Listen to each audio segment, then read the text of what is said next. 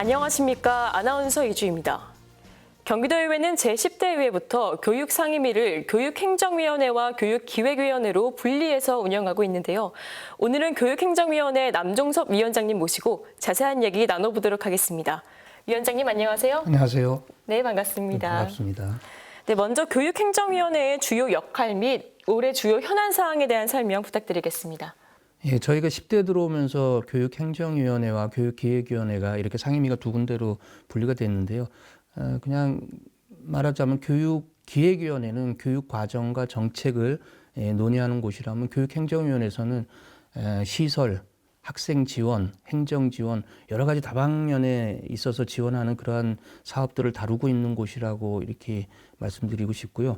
그럼 저희가 다루고 있는 지금 주요 현안에는 지금까지는 혁신교육을 담당하고 혁신교육이 어떤 지금 교육청에 있어서 주요 정책 과제라고 생각이 되면 앞으로는 아마 미래학교, 미래학교에 대해서 저희가 교육청이 심혈을 기울이고 있다 이렇게 말씀을 드리고요. 그다음 그 첫 번째 추진 과제로 그린 스마트 교실이라는 미래학교 추진 사업이 있습니다.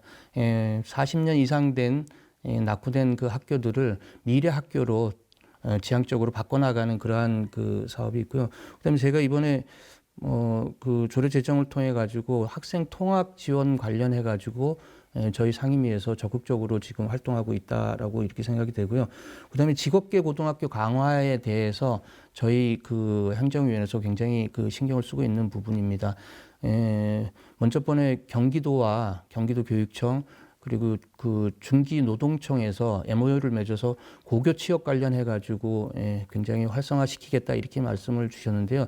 저희 상임위에서는 그 이전에 2020년에 예산 속에 고졸 취업 박람회의 예산을 지금 저희가 선제적으로 먼저 예산을 성립한 바가 있습니다.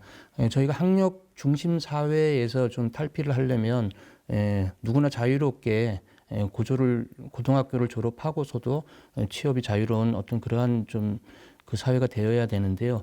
저희 70% 이상이 대한민국이 그 고등학교를 졸업하고 대학을 취업하는 대학 취업이 아니죠. 그러니까 대학에 들어가는 입학하는 아주 굉장히 그 전 세계 유례도 없을 정도로 저희가 학력 중심 사회를 구성하고 있는 첫 번째 요소가 이제 대학 진학인데요.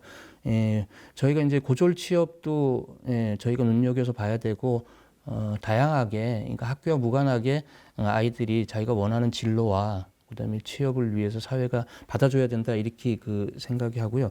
그다음에 저희 경기도가 지금 인구의 뭐 4분의 1 이렇게 그 차지하고 있는데 결국 학교 신설이 잘 되지 못함으로 인해 가지고 굉장히 사회적 갈등이 지금 일어나고 있습니다. 그래서 우리 위원회에서는 학교 신설 문제에 대해서도 주요 현안 사항으로 다루고 있는 사항입니다.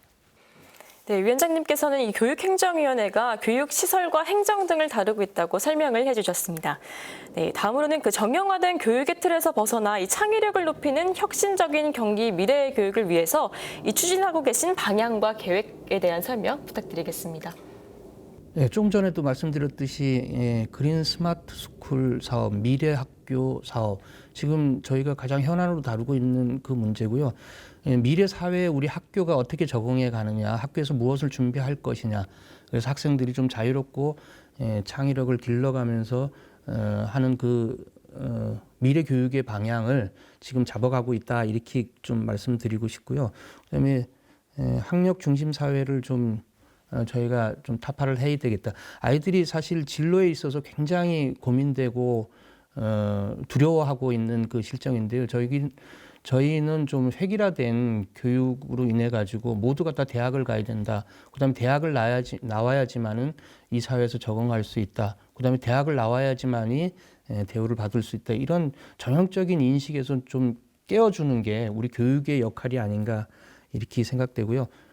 저희가 미래 학교를 중심으로 창의적 공간을 학교부터 만들어서 이러한 그 관념적인 어떤 개념, 지금까지 진행되어 왔던 교육의 틀을 조금씩 바꿔보고자 하는 어떤 그런 계획이 있습니다.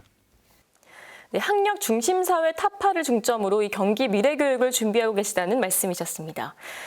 다음으로는 그 사상 유례 없는 코로나19 사태 장기화로 비대면 수업 등 학습 격차가 심화되고 있는데요. 이를 해소하기 위한 대책으로 추진한 내용에는 어떤 것들이 있을까요? 저희가 지금 코로나19로 인해서 비정상적인 교육과정이 운영된다 이렇게 질타도 많이 받고 학부모님들이 걱정을 많이 하고 계십니다. 사실상 초중등 교육법에 보면 수업 그 일수가 190일 이상이 돼야 되는데 현재 2020년 저희가 보면은 평균 50일 이내로 지금 수업을 하고 있고요. 나머지는 비대면으로 온라인 수업을 하고 있는데 온라인 수업이 진행되면서 학력 격차가 점점 커지고 있다.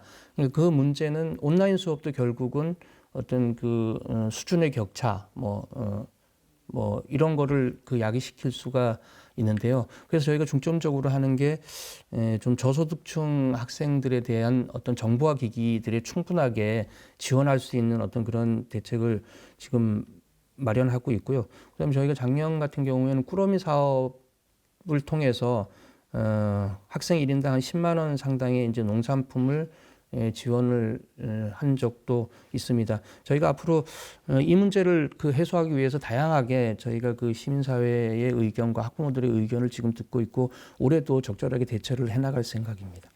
네, 얼른 이 코로나19 사태가 지나가서 정상적인 교육 환경이 다시 왔으면 좋겠습니다. 네, 지난 4월 효율적인 학생 통합권을 위해서 학생 통합 지원 조례안이 상임위를 통과했는데요. 이에 대한 진행 상황이 어떻게 되고 있나요? 지금 그 조례는 상임위가 통과됐습니다. 지금까지의 우리 그 한국 상황을 보면 학교를 중심으로 그러니까 아이들이 모여드는 구조가 돼 있어서 이거는 학생 개개인이 아니면 학부모가 책임을 져야 된다라는 그러한 인식이 굉장히 팽배해져 있는데요. 이 문제가 이제 우리가 미래 사회의 학교에 담당하는 그 역할을 보면서 안전하게 학생들이 통학하는 부분도 이제는 학교 과정의 하나로 봐야 되지 않느냐 이렇게 이제 문제가 제기됐고 제가 제정을 한 그 사안인데요. 초중등 교육법이 실질적으로 법이 좀 그 이 문제를 명확하게 다뤄줌으로 인해 가지고 그 위임 사항인 조례 개정을 저희가 한 사항이 되고요.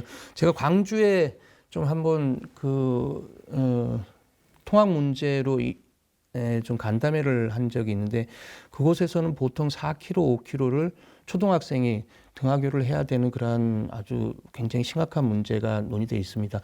그 부분에 있어서는 그 학부모들은 도저히 이해가 안 가죠. 지금이 어떤 시대인데 바로 학교 옆에 초등학교가 있어도 부족한데 4km, 5km를 아이들이 걸어서 가거나 아니면 혼자 버스를 타고 가야 되는 어떤 그런 현상이 있어서 이거는 굉장히 심각한 문제가 있다. 만약에 우리가 초등학교 1학년 이제 취약하는 그 아동에 대해서 만약에 내 아들 딸이었으면은 과연 1km 이상, 2km 이상을 혼자서 통학을 할 수 있겠느냐? 아마 아무도 동의하지 않으실 겁니다. 그만큼 지금은 통학 문제, 통학 안전의 문제에 대해서 신경을 써야 되는 그 시점이기 때문에 이번 조례를 통해서 확실하게 이 통학 문제에 대해서는 저희 교육청과 지자체와 경기도가 협력을 해서 안전하게 학생들이 학교에서 공부할 수 있는 그러한 토대를 마련해 줘야 된다. 그런 의미를 가지고 있습니다. 네, 현재 이 실태 파악을 하는 과정이고 이 시군 차원의 조례안도 이렇게 지정이 되고 있는 과정인 것 같습니다. 네, 그 부분에 대해 시군이 아마 조례 제정이 지금 활발하게 이루어질 텐데요. 저희가 가장 먼저 해야 될 거는 아마 지금 조례 제정된 이후에 교육청에서 준비하는지는 모르겠으나 실태 파악이 먼저 굉장히 중요합니다. 1km, 2km, 3km, 4km에 지금 통학하고 있는 초중고 유치원 학생들이 어느 정도 숫자가 되고 그다음에 안전하게 이들이 지금 통학하고 있는 방법을 택하는 게 도보로 가느냐 아니면 학부모가 태워주느냐 아니면 통학버스를 타고 가느냐 아니면은 그냥 일반 시내 버스를 타고 가느냐 하는 이런 문제부터 실태 파악이 굉장히 중요하고요. 그럼 어떻게 이 문제를 지원할 것이냐 예산을 어떻게 책정을 하고 어떻게 예산을 만들어서 시군하고 어떻게 분담을 해서 이 문제를 해결할 것이냐 여러 가지 문제들이 지금 산적해 있는데 이런 것들 경기도 교육청에서는 하루속히 빨리 실태 파악을 통해 가지고 우리가 법률에 제정된 대로 어떻게 안전한 통학을 지원할 것인가 하는 것을 마련해 줬으면 하는 그런 바람입니다. 네, 그렇군요. 다음으로는 그 최근 지역구인 용인 기흥호수 수상 골프장과 관련해서 이 계약 연장 여부를 놓고 논란이 가열이 되고 있는데요. 도의회 차원에서 강구하고 있는 향후 계획이 있다면 어떤 것들이 있을까요? 이번 인터뷰에서는 이제 주로 교육청 관련된 이제 질문을 많이 이제 하시는데 저도 지역구 의원이기 때문에 지역에 많은 현안 사항들이 사실은 많습니다. 뭐 플랫폼 시티라든가 아니면은 그 SK 산단 이라든가 아니면 교육, 교통, 환경, 이 공원 문제 이런 문제들이 산적해 있는 문제들이 많은데요. 그 중에서 공원 관련해 가지고 지금 이제 기흥호수 공원화 사업 관련해 가지고 말씀드리자면 지금 수상 골프장이 있음으로 인해 가지고 저희가 국비하고 도비를 굉장히 많이 투여를 해서 공원을 지금 만들어가고 있습니다. 이 공원의 주체는 이 공원을 최종적으로 수익의 대상은 결국은 국민이죠. 결국은 도민이고 결국은 용인 시민들이 이 수의 대상인데 지금 그거를 관리하는 주체는 사실은 농어촌공사 국가기관이죠. 그러니까 농어촌공사에서 관리를 하고 있는데 농어촌공사는 이러한 그 도민들과 시민들의 그 염원인 공원을 자유롭게 이용할 수 있는 이 권한을 농어촌공사에서 지금 침해하고 있다. 이렇게 저희가 판단이 되기 때문에요.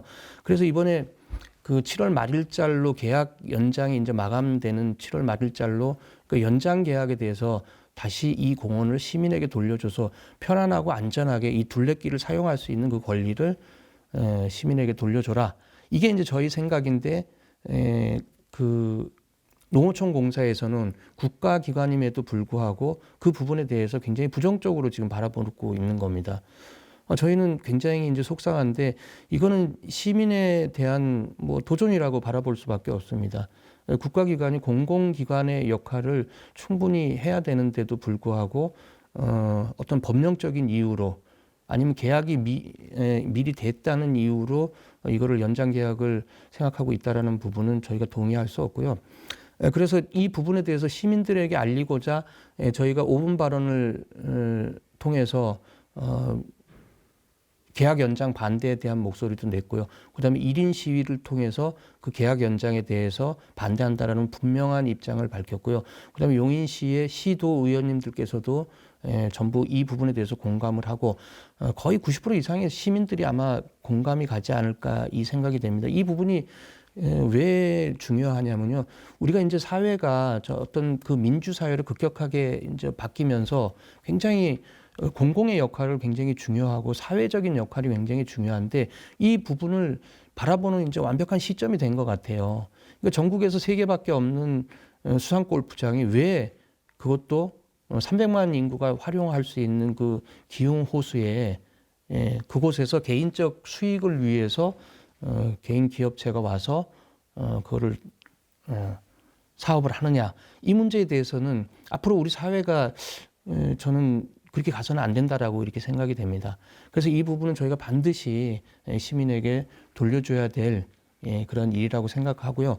지금은 다만 이제 1인 시위를 잠깐 쉬고 있는 상황인데 이 문제는 이제 이미 제출이 됐어요. 이제 그 사업 시행자가 수상 골프장의 사업 시행자가 연장 계약을 신청을 했는데 이 부분은 저희가 지켜보고 있는 실정입니다. 이제는 농어촌공사 사장과 용인시장과 이 부분을 좀 협의할 때가 됐고 그다음에 용인시민과 농어촌공사가 협의할 때가 된 겁니다. 농어촌공사는 용인 시민들의 목소리를 굉장히 잘 들어야 됩니다. 그게 공공기관의 존립의 이유고 공공기관이 앞으로 시민을 위해서 일을 해야 될 궁극적인 역할이 아닐까 이렇게 생각되고요. 많은 말씀을 하고 싶지만 다시 한번 말씀드리자면 기흥호수공원은 주민들에게 돌려줘야 됩니다. 네. 네, 위원장님께서는 이렇게 교육 분야뿐만이 아니라 지역 현안도 이렇게 열심히 챙기시는 것 같네요. 네, 마지막으로 도민 여러분들께 한마디 부탁드리겠습니다. 네, 경기도민 여러분, 경기도의회에서 많은 역할들, 많은 일들을 하고 있지만 저희들은 경기도민들의 도민 복리와 그 복지 증진을 위해서 많은 일을 하고 있습니다. 지켜봐 주시고요. 우선 저희 그 현안 사업들로 보면 교육 현안들이 굉장히 많이 그 산재되어 있습니다.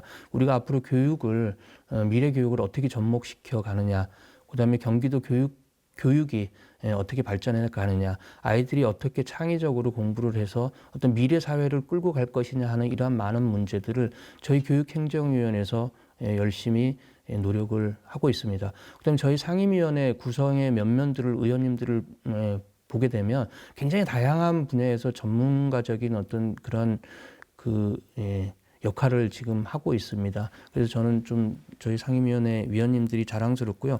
그다음에 저희가 지방자치, 지방분권 이 시대를 맞아가지고 지방자치가 좀 더 우리에게 주어진다라면은 좀 더 많은 일들을 지방자치를 위해서 그다음에 도민들을 위해서 일을 할 수 있을 거라고 이렇게 생각이 됩니다. 하여간 그 의회에서 하는 일 많이 지켜봐 주시고요. 지역에서도 많은 관심과 협조 부탁드립니다. 고맙습니다.